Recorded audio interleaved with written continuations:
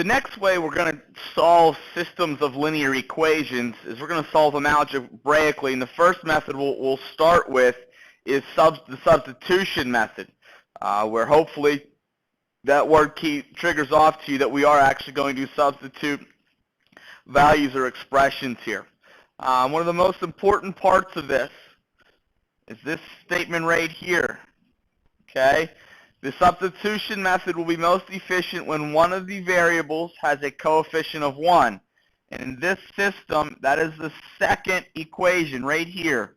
This coefficient of x is 1. So that's the one we're going to want to work with initially in this problem.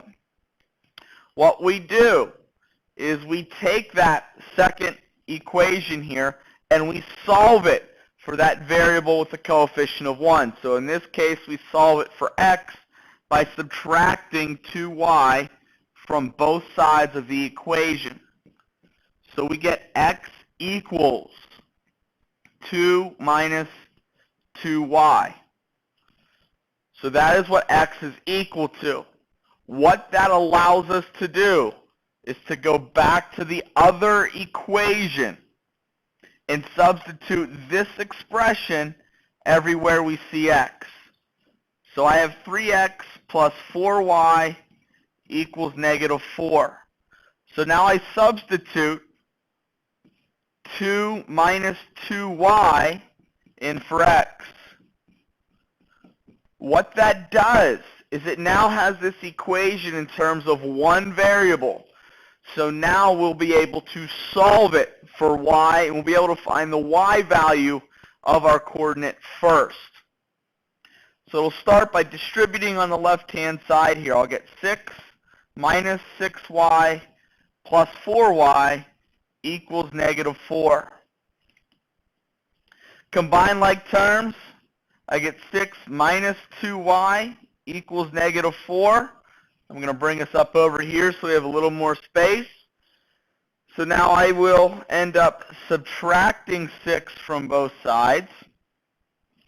That leaves us with negative 2y equals negative 10. And from there we solve for y by dividing both sides by negative 2. Y equals 5. So our y coordinate is 5.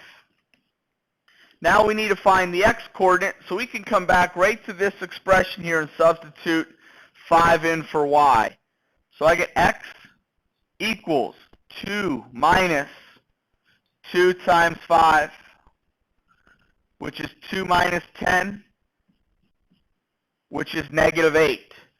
So this gives me as our solution, our x is negative 8, our y is, our y isn't 10, our y is 5. So negative 8 and 5 is the point of intersection of this system. It is the solution, and it would work in both of those equations. So again, solve for the variable with 1 as the coefficient. Substitute that expression, what x is equal to, in for x in the other equation. Solve it for one of your variables. In this case, it was y. We got y equals 5. We take whatever we get there. We substitute it back in to find the other variable for our ordered pair. We'll do a couple more examples and then have a summary at the end here.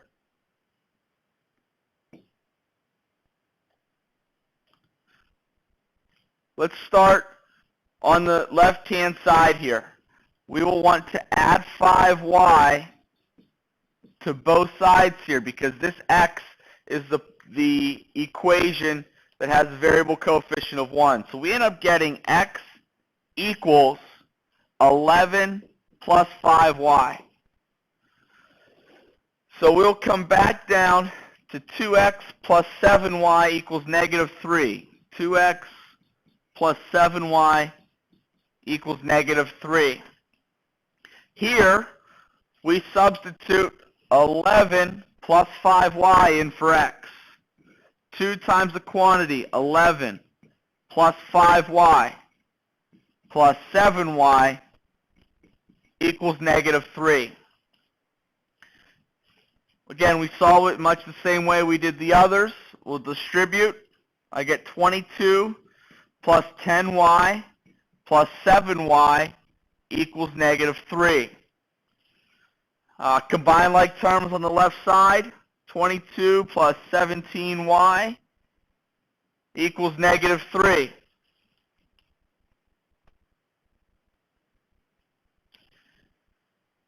Subtract 22 from both sides. I get 17y equals negative 25. We divide by 17. I get y equals negative 25 over 17. That's the y coordinate of this particular problem. From here, we need to take that value back into the other equation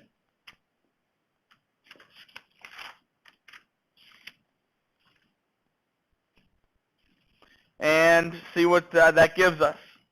So I have x equals 11 plus 5 times negative 25 over 17. Negative 25 divided by 17 times 5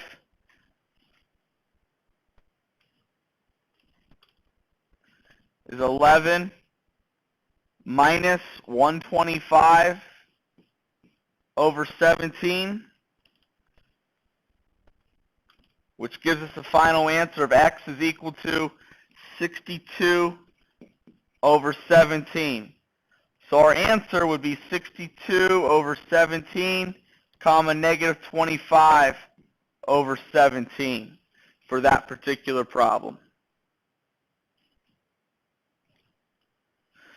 Wow, I didn't know those numbers were going to be so nice, but those are the correct answers. Hopefully this other example on the right works out a little bit nicer. I think it will. We look at this one on the right. We have 3x minus y equals 8. So we need to go ahead and solve this for y, and we'll need to subtract 3x from both sides. In order to save some space, I'm going to jump up here with that. I get negative y equals 8 minus 3x. I'll need to divide everything by negative 1 to get y completely by itself. So I'll have y is equal to negative 8 plus 3x. Now we can substitute that in for y down below here. So I'll have 4x minus 2 times negative 8 plus 3x, and that's supposed to be equal to negative 1. And now we simplify just like we did before, except now our variable that we're solving for first is x. So we'll have 4x plus 16 minus 6x equals negative 1. We'll simplify on the left side here. I get negative 2x plus 16 equals negative 1. Subtract 16 from both sides. Negative 2x equals negative 17. And we'll divide both sides by negative 2. At least our fraction here works out much nicer. We get x equals 17 over 2. So that will be included in our answer. It now gets substituted back into this equation here. Y is equal to negative 8 plus 3 times 17 over 2. Negative 8 plus, what is that, 51 over 2.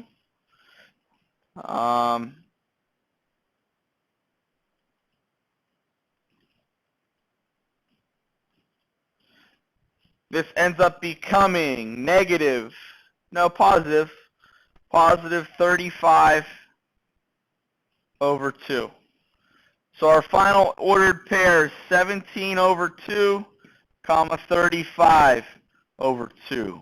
That is 8.5 and 17.5 for those of you that like decimals out there.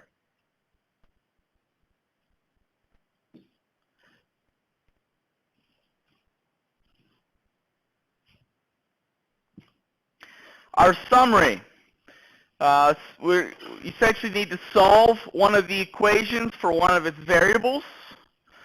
We then, once we do that, we substitute that expression from part 1 into the other equation and solve for whatever the other variable happens to be.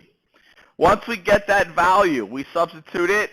That value in step 2, we substitute into the revised equation from step 1, whether that's the x equals something or the y equals something. And then those two values that we get make up the ordered pair for our solution. One's x and one's y. That's all we have for these. A lot of practice to come with these before we move on to our next method. See you tomorrow.